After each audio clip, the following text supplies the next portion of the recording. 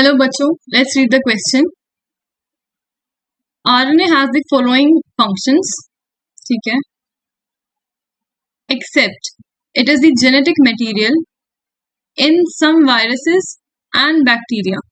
Second, it functions as a messenger. Third, it functions as an adapter for carrying amino acids. Fourth, it acts as catalytic molecule in some cases. Okay, so the key concept used here is functions of RNA. ठीक है, key concept is RNA, ribonucleic acid.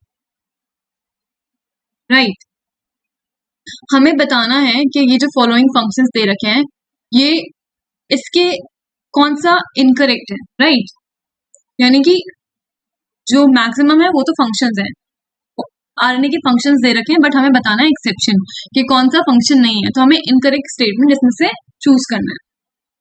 तो सबसे पहले first statement देख लेते हैं. It is the genetic material in some viruses and bacteria.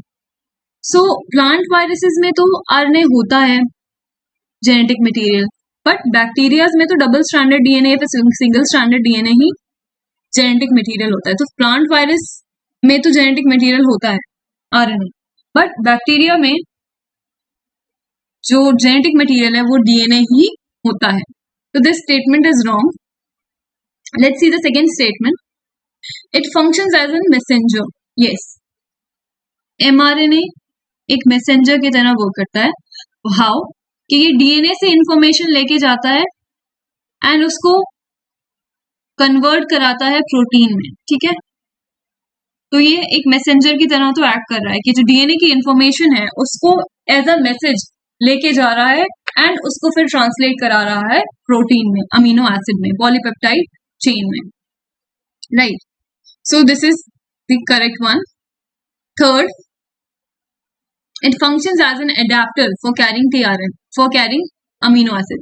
So tRNA जो है वो आपका एक एडेप्टर मॉलिक्यूल की तरह वर्क करता है. एडेप्टर वो मॉलिक्यूल होता है जो कि दो पीसेस को ज्वाइन कराता है, उन दो पीसेस को जो कि खुद से ज्वाइन नहीं होते, जिनको हेल्प चाहिए होती है ज्वाइनिंग में.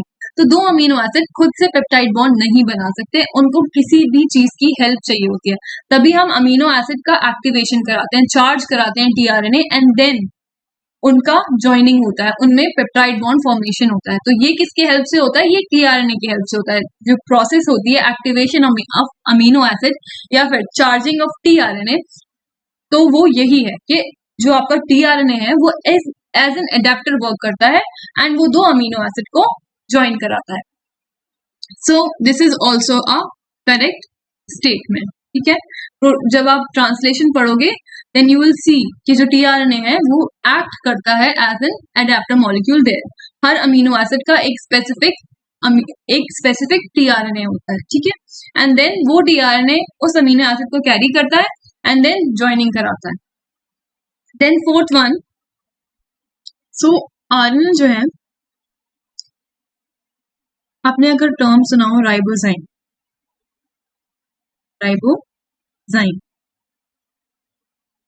तो ये आरएनए होते हैं with catalytic activity. RNA with catalytic activity. ठीक है, यानी कि ये आरएनए एक एंजाइम की तरह वर्क करते हैं. कुछ एग्जांपल्स अगर राइबोजाइम के मैं आपको दूं तो जाएगा आरएनएज पी. ठीक है, 23S आरएनए. ठीक है, and there are many more.